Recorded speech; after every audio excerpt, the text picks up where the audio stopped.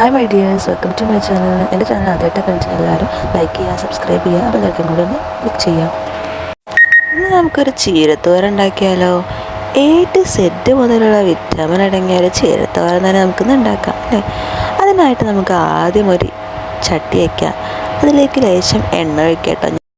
അധികം ആർഭാടങ്ങളൊന്നും ഇല്ലാതെ കേട്ടോ ഞാൻ ഈ ചീരത്തോരൻ ഉണ്ടാക്കുന്നത്. അപ്പോൾ ഈ എണ്ണ ചൂടായി വരുമ്പോൾ അതിലേക്കൊരു അരമുറി സവാള നമുക്ക് എന്ത് ചെയ്യണം, ചേർത്ത് കൊടുക്കണം. എന്നിട്ട് നന്നായി അങ്ങോട്ടും ഇങ്ങോട്ടും ഇളക്കി മറിക്കണം. ഇനി ഈ സവാള നല്ല ഗ്രേ കളറായി വരുന്നത് വരെ നമ്മൾ ഇളക്കിക്കൊണ്ടേയിരിക്കണം കേട്ടോ. അങ്ങനെ നമ്മുടെ സവാള ആയി വരുമ്പോൾ അതിലേക്ക് നമ്മൾ കുനുകുനാന്നരിഞ്ഞ് വെച്ച നമ്മുടെ ചീര അതിലേക്ക് ആഡ് ചെയ്ത് കൊടുക്കണം. അതിൻ്റെ കൂടെ തന്നെ കുറച്ച് ഉപ്പും കുറച്ച് വെള്ളം ചേർത്ത് കൊടുക്കുക കേട്ടോ.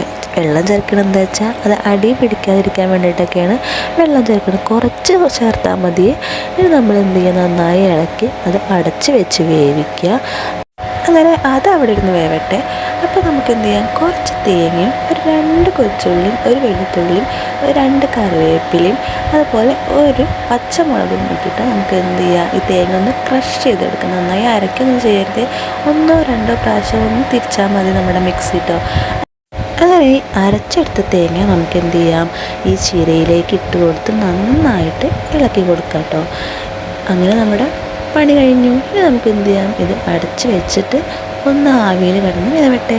അപ്പോൾ നമ്മുടെ ചീരത്തോരൻ ഇവിടെ റെഡി ആയിട്ടുണ്ട്. എല്ലാവരും ഇത് വീട്ടിൽ ട്രൈ ചെയ്ത് നോക്കുക കേട്ടോ. നല്ല ടേസ്റ്റാണ്. ഇതിൽ ജീരകമൊക്കെ ഇടുക നമ്മൾ, പക്ഷേ ജീരകമൊന്നും ഇട്ടാൽ ഒരു കുത്തൽ പോലെയാണ്. അപ്പോൾ നമുക്ക് അതൊന്നും വേണ്ട.